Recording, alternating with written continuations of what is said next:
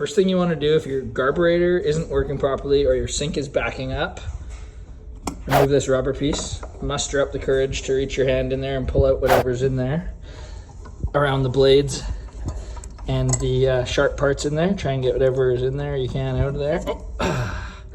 Mouth guard, nice. There's your culprit.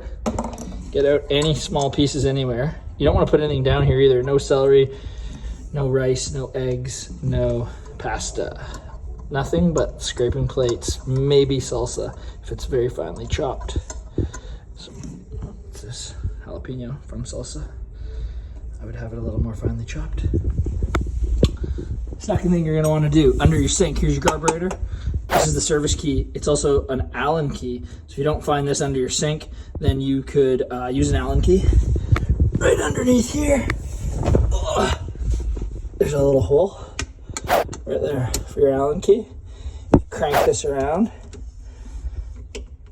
back and forth. It's nice if this P-trap's not in the way so you can get a full turn on it and wheel it around in the same direction. But this will free up the motor and the blades and turn it manually and hopefully get whatever's out of there. Then you press this reset button. Sometimes if the motor's working too hard, this will automatically shut it off so it doesn't burn out. Press that reset button right there.